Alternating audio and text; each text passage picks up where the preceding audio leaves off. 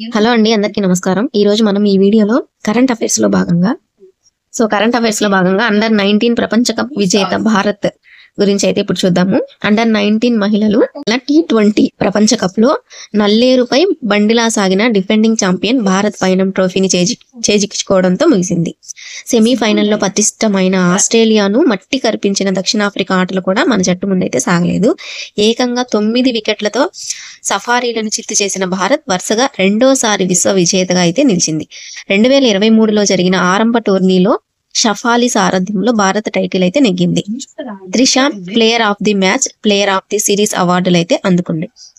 గొంగడి త్రిష తెలంగాణ భద్రాచలంకు చెందిన ఆమె. బోర్డు నజరానా వచ్చేసి 5 కోట్ల రూపాయలు. నెక్స్ట్ వరుసగా రెండోసారి అండర్ 19 T20 ప్రపంచ కప్ గెలిచిన భారత జట్టుకు BCCI భారీ నజరానా అయితే ప్రకటించింది. భారత జట్టులోని సభ్యులతో పాటు సహాయ సిబ్బంది కలిపి మొత్తం 5 కోట్ల రూపాయలు రివార్డుగా అందజేశారు. అయితే ఈ సందర్భంగా జట్టు సభ్యులను BCCI అధ్యక్షుడు రోజర్ బిన్నీ అయితే ప్రశంసించారు.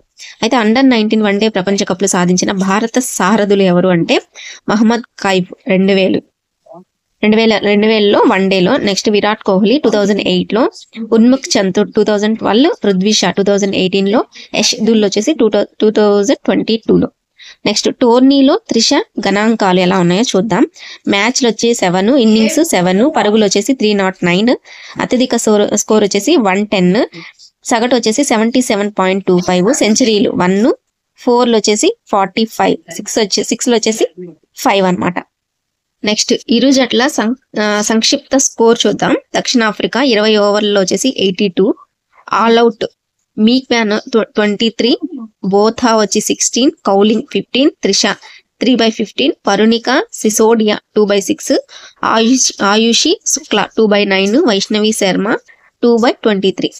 నెక్స్ట్ భారత్ చూద్దాం. భారత్ది 11.2 ఓవర్స్లో 84/1, త్రిష 44 నాట్అవుట్, సనిక 26 నాట్అవుట్, రెనికే 1/14. నెక్స్ట్ అండర్ 19 మహిళల T20 వరల్డ్ కప్. నెక్స్ట్ చూద్దాం. ఈ ఇయర్ ఆతిథ్య దేశం విజేత, రన్నరప్ భారత్ కెప్టెన్ ఎవరో చూద్దాం. 2023లో వచ్చేసి ఆతిథ్య దేశం దక్షిణాఫ్రికా, విజేత ఎవరు గెలిచారంటే ఇండియా, రన్నరప్ వచ్చేసి ఇంగ్లాండ్, కెప్టెన్ వచ్చేసి షఫాలి. 2025లో నెక్స్ట్ ఆతిథ్య దేశం మలేషియా, విజేత ఇండియా. నెక్స్ట్ రన్నరప్ దక్షిణాఫ్రికా, కెప్టెన్ వచ్చేసి నికీ ప్రసాద్.